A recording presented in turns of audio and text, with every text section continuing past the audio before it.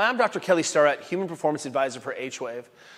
When we're working with anyone with low back pain, it doesn't matter what the pathology is, it doesn't matter what the history is, if it's acute and you're a high-level athlete, or you've been battling chronic low back pain and persistent low back pain for years, one of the ways that we try to kind of cut through the noise and make sure that we're covering first principles is to look at how effectively we're able to perform the primary movement system of the back, which is breathing. It's not walking, it's not side-to-side bending, it's not rotating.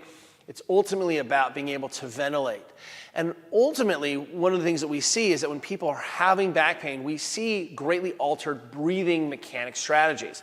Oftentimes we're holding our breath or we end up breathing shallowly. And if you've ever tweaked your back and you're watching this and you know what I'm talking about, breathing and taking a full breath is actually usually lower on the hierarchy of sort of needs of the human. I'm ventilating just fine.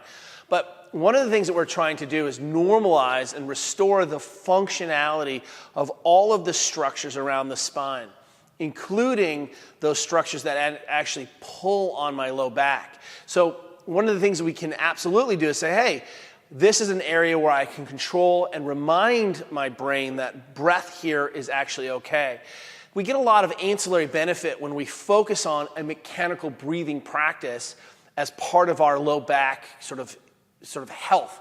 And one of those things is that big breaths in and out of the spine allow me to get sort of non-threatening movement. When I take a huge breath in, I tend to extend. When I breathe out, I tend to flex. And all of those little motions that happen when I'm taking sort of the peak breath or really looking at the excursion of total breath volume, we end up seeing a lot of movement that happens in the spine, and that restoration of movement is crucial for the brain to think that the spine is less of a threat or interpret signals from the brain as less of a threat, or signals from the spine as less of a threat. One of the things that we absolutely can do also by improving breathing is we're improving blood flow, and we're considering sort of the rest of the function of the trunk, which is including circulation of the lymphatic system. So those big breaths act like bellows that help bring the groceries in and help take the garbage out. And stagnation here and poor circulation here end up being a feature of chronic low back pain where I'm not likely to want to load or move very much.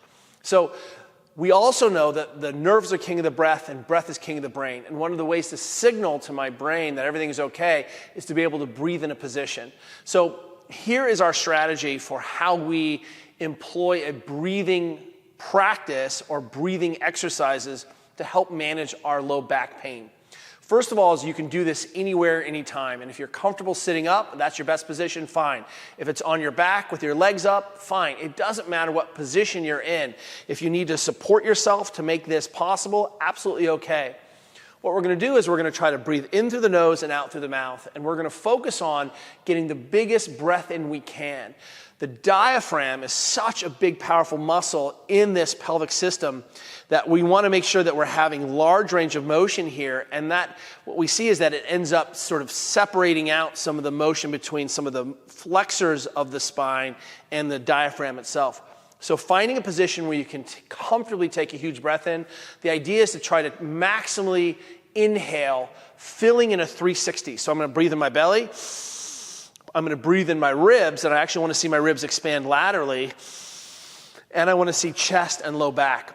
So if you take this first breath without sort of cueing, you'll probably take a very shallow breath up in the neck, which signals to my brain, hey, I'm in a threat state. Only time I actually breathe through my neck is when I need to be running away from bears. And in this situation, what we're going to try to do is come back to this diaphragmatic breath. So my breathing is going to initiate through the stomach, but I also need to be able to have movement in my ribs laterally. And remember, it's not just your low back, it's not just your mid back or your cervical spine. This is your spine, and the whole thing is connected. So movement even in the rib cage is going to impact a lot of the tissues and bony structures in the whole system. So in this situation, again, belly, ribs, chest, low back. And I want to max out how much air I can get, and then I'm going to let it go as fast as I can. And what I'm trying to do there is actually reclaim the springiness and speed motion of these movements of the tissues. Chances are you're not going to be able to let that breath go like that. So you'll be like, that's okay. What we're going to do is try to see if we can take that max breath in, let it go, and we're not going to hang out on either side. So I'm not going to go in and hold my breath and exhale and hold my breath. Those end up being isometrics where we're using that time to stabilize. Remember, we're going to try to move for an entire minute. So as soon as I hit that peak breath hold, I let it go. As soon as I let it go and I've exhaled a little bit, I'm going to come right back in and see if I can beat my prior breath. So it looks something like this.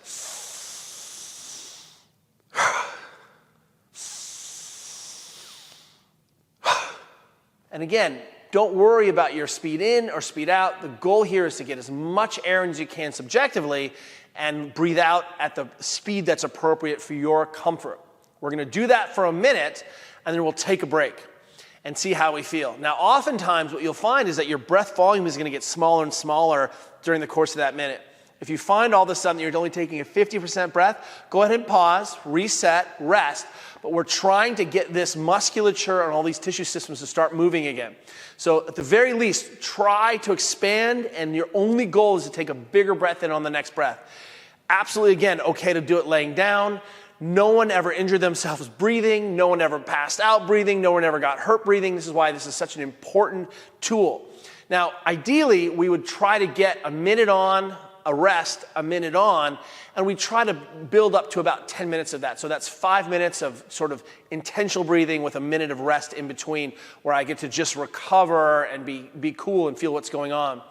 We can extend that to trying to do 2-minute efforts, and we can start to push that to 12 to 15 minutes.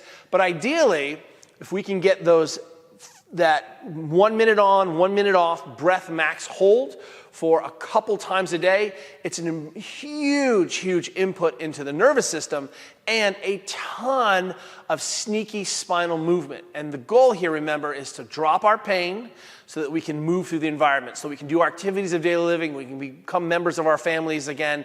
And this breath practice is a crucial way to restore your ability to pressurize, move, and tell your brain it's actually safe again.